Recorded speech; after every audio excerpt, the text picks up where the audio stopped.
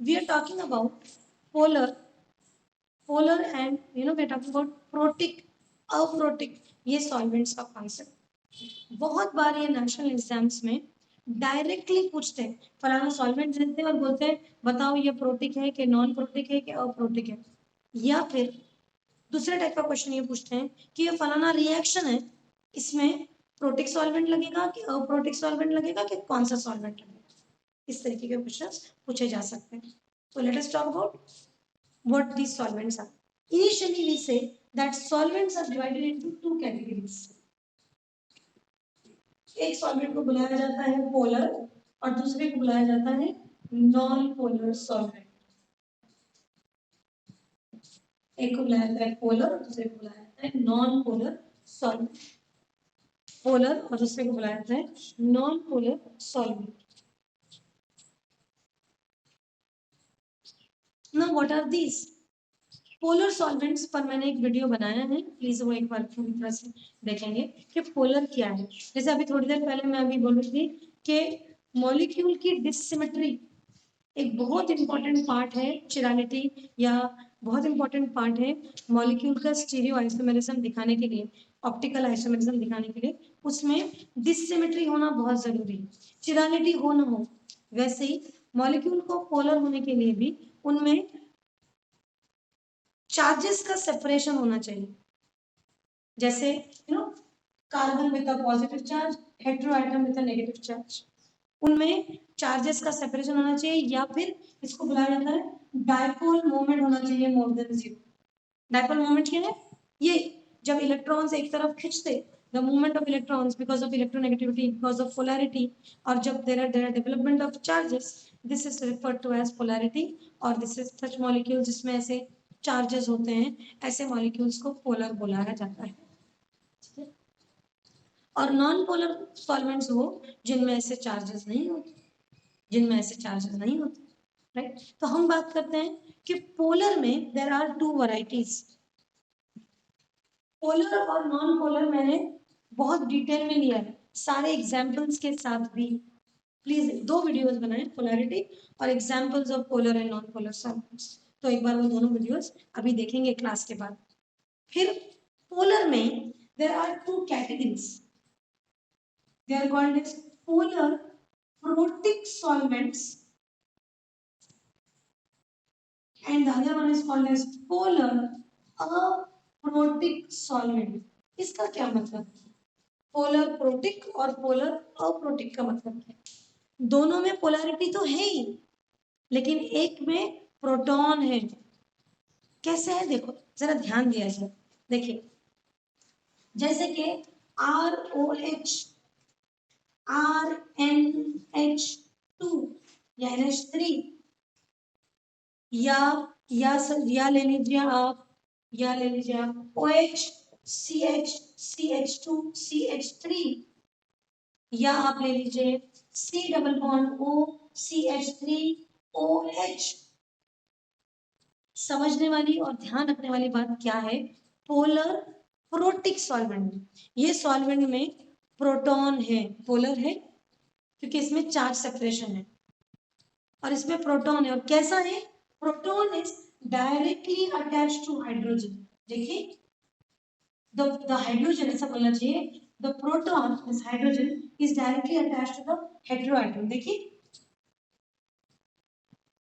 मैं इन हाइड्रोजन की बात नहीं कर रही, ये हाइड्रोजन हेटेरोएटम से अटैच नहीं है, मैं बात कर रही हूँ उन हाइड्रोजन की जो हेटेरोएटम से अटैच्ड है.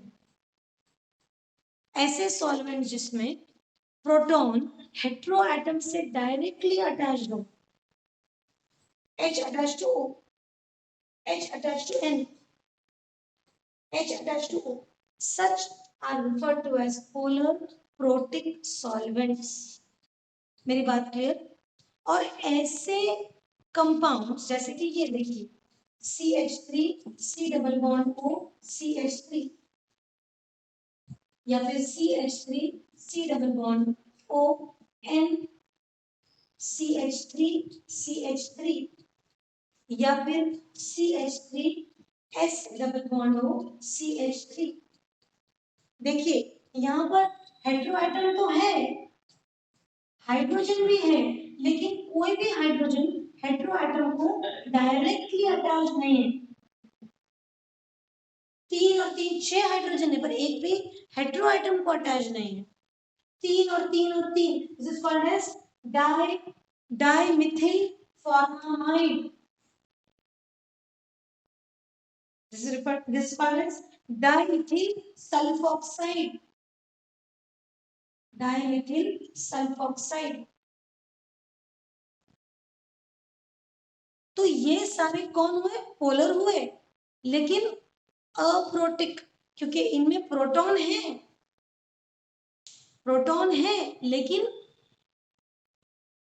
Proton is not directly attached to the heteroatom. यहाँ पे proton is directly attached to the heteroatom. ठीक है। अब नॉन पोलर सॉल्वेंट्स वो जिनमें डायपोल मूवमेंट भी नहीं। नॉन पोलर में ही एक कैटेगरी है which is called as aprotic. Aprotic मतलब इसमें प्रोटॉन ही नहीं है, इसमें प्रोटॉन ही नहीं है। जैसे कि देखो क्या, CCl4 नो प्रोटॉन्स, आई बात समझ में? या फिर मॉलिक्यूल्स लाइक CD4 मतलब ड्यूटेरियम, मीथेन मतलब CH4, CD4 मतलब ड्यूटेरिएटेड मीथेन, ड्यूटेरिएट, या फिर C double bond S carbon disulphide. कहीं हाइड्रोजन ही नहीं है इसमें, प्रोटॉन ही नहीं, ना हेटेरोएटम से अटैच ना नॉट अटैच। ये सब मॉलिक्यूल्स नॉन पोलर है और अप्रोटिक। नॉन पोलर में ये भी है, इसमें प्रोटॉन है, देखो ये बेंजीन में, this is also non polar, क्योंकि मॉलिक्यूल में कंप्लीट सिमेट्री है, इट इज नॉन पोलर। या मीथेन नॉन पोलर, क्योंकि मॉलिक्यूल में कंप्लीट सिमेट्री, तो मॉलिक्यूल दो अप्रोटिक, ऐसा बोल सकते हैं हम कि aprotic solvents are non polar, लेकिन हर नॉन पोलर सॉल्वेंट अप्रोटिक हो ये जरूरी नहीं। क्या मेरी बात समझ में आ रही है? Aprotic solvents are non polar, लेकिन हर नॉन पोलर सॉल्वेंट अप्रोटिक हो ये बात जरूरी नहीं है। ठीक है। मैंने जो अभी ये पढ़ाया इसका मैंने वीडियो रिकॉर्ड किया है, ये भी मैं YouTube पे डालती हूँ। तुम लोग पहले पोलैरिटी पढ़ो और फिर वापस ये देखो, और आसान हो जाएगा समझने में। ठीक है, ये और आसान हो जाएगा समझने में।